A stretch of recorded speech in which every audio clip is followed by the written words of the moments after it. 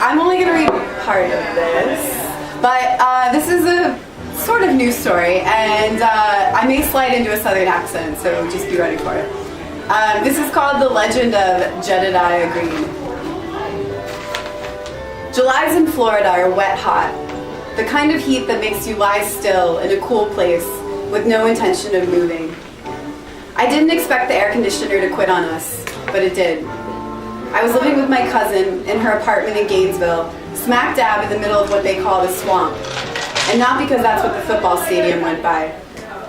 Her building super never answered his phone. That meant the air conditioner wouldn't be fixed before the weekend. It was Wednesday. I flipped through the old road maps my cousin kept on the bookshelf. The Santa Fe River wasn't but a few miles out of town. Seemed to me it was the closest body of water. So I took my cousin's car and drove to the river. The river was warm like bathwater, and the current sucked at my legs. It wanted to pull me under like a gator, do a death roll with me until I stopped breathing and was easy to digest. I waded a bit further out to the point where the soft mud turned to river grass, and the great body of water picked me up and carried me down. Folks say you shouldn't swim in the river, but that's mostly for tourists. My daddy's been bit by an alligator 10 times, and he can still throw a softball and run 20 laps around the house. Jed had been waiting for me all along, I suppose. When my head popped up in his spring, it didn't even scare him like I was sure it would. He said hello, and I said hello, and then he asked where my boat was. I don't have one, I said. That a problem? People should be allowed to do what they're comfortable doing, as long as they don't harm anyone else, he said. And he stood up from his perch and showed me what he meant. He was naked, except for a necklace of gator teeth and shells. I'm Jedediah, he said. Jed's fine.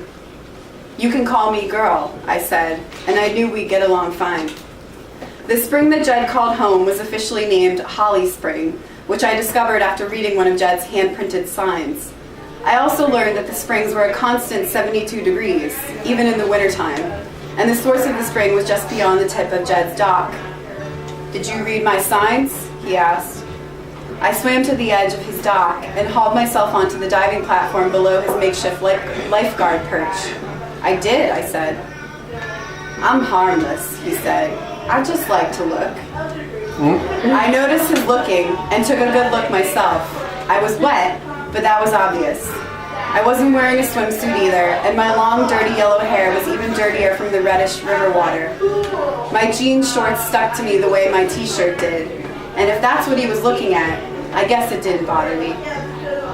I did a flip off the dock and splashed around for a couple hours as tourists came and went. Most of them waved, exchanged a few words with Jed, and made their way back to the river. A good number of them stopped to use the bathroom up the hill, which seemed stupid to me when you could just pee in the river, like the other animals did. No one asked who I was or why I didn't seem to be going anywhere. When darkness came, I got out of the water. Something about being in there when you can't see the bottom no more spooked me, but I didn't say so, just that I was tired. Jed nodded. He'd barely left his post all day except to join me in the water or make his own way up to the outhouse. That yours? I said, pointing to the shack on the banks behind us. Yeah, he said. I built it myself. The palm fronds are mostly for show. We were quiet for a while, slapping away mosquitoes that had found our warm bodies. I didn't want to tell him more than he asked for. I didn't ask anything either. It seemed fit that the less questions I asked, the less he'd ask of me. Eventually, he stood up and said he was hungry. I stood up too and followed him to the shack. Up in the hut, which we had to climb to because it was on stilts to avoid the swells of the river, Jed turned on a hot plate and set a pot of beans to cook. He instructed me to cut up the raw hot dogs and toss them in when I'd finished.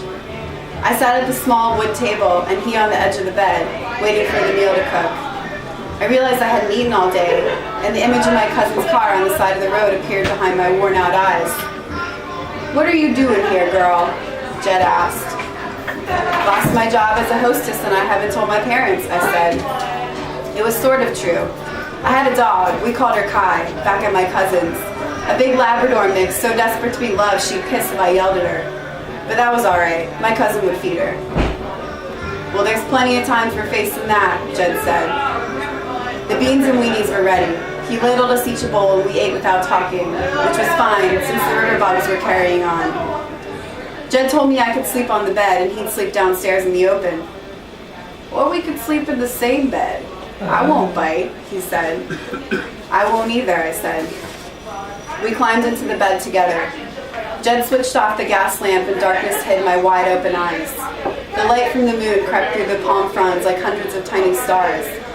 It was the first time I'd ever slept next to someone so utterly naked, while I kept all of my clothes on. I was stiff and couldn't shake the tension out. Jed put a blanket between us and rolled away from me toward the wall. I knew the only way we'd get along was if I took the leap and found out what it was like to be free in my clothes. I stepped out of my jeans and t-shirt and underwear and got back into bed with him. In the morning, we were both naked, curled up on our separate sides. He didn't touch me when he got up, but his manliness stirred some when he saw me lying on my side, watching him make breakfast. Tourists come early, soon as the sun's up, he said. I got to get out there. I'm coming too, I said. I helped pour the water over the coffee grounds and lifted the pan of bacon when it seemed too heavy for him to manage. I have this disease, he said.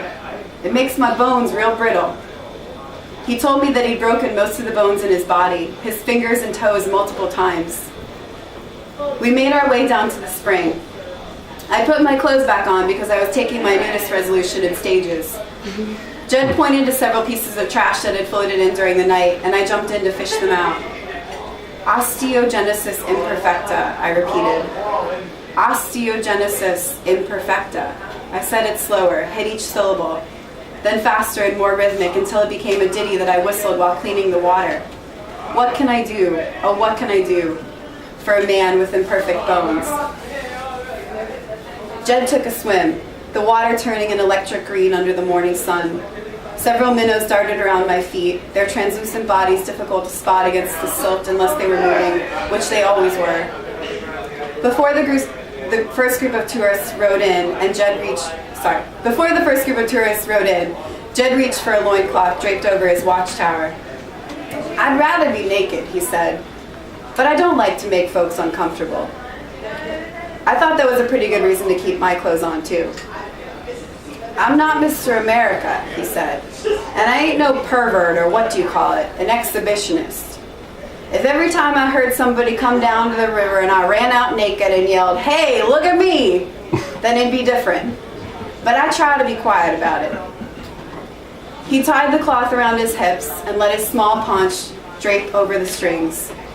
Jed's nakedness seemed harmless. To think of my bare breasts and bottom flashing white in front of strangers' eyes, it was offensive. At least I thought so. When you're raised up in a God-fearing house in a tropical state, there's always this fight between looking decent and wearing next to nothing because it's so damn hot out.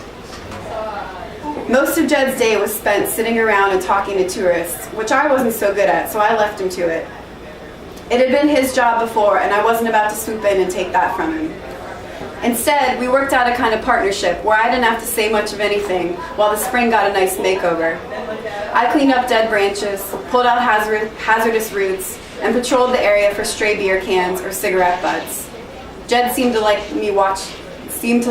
watching me buzz around. I call myself a crazy old man, he said to me in the late afternoon. But I'm only crazy to the folks who don't live like this. Which is most, I said. I guess that's right. I watched him refuse a sandwich from a group of kayakers. When a bunch of college kids in canoes offered him a six-pack of beer that had been named after him, he refused that too. I knew it wasn't right to take what you didn't need, but Jed had barely anything, and I was sure the people had good intentions behind their giving. That first day, no one really questioned my being there at the spring. Because of the recent conservation hullabaloo, it seemed natural for some stranger to be picking up garbage and maintaining the site alongside Jed. Pretty soon I stopped wearing my clothes too. Jed invited me to come sit in the watchtower with him, and then people started asking. I guess it was strange, my sudden appearance at the side of this 50-something-year-old man who lived alone for most of his life, never married, never had children. My first guess was that his brittle bone disease made things complicated. He was liable to break a rib every time he sneezed. But things didn't turn out to be all that complicated. His parts worked fine, and my parts worked fine.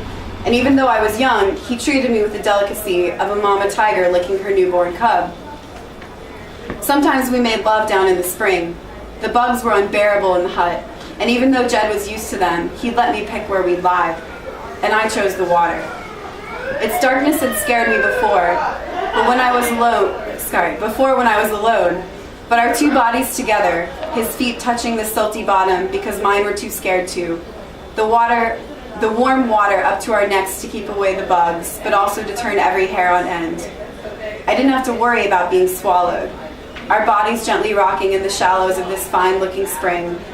I loved it, with all of its wild things.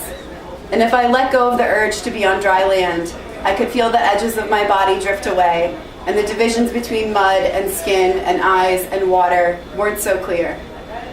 Just as the moon came out and the bigger animals started to prowl the banks of the spring, my fear would return, and I would crawl back into the hut with Jed, who slept closest to the door. I'll stop there. Thank you.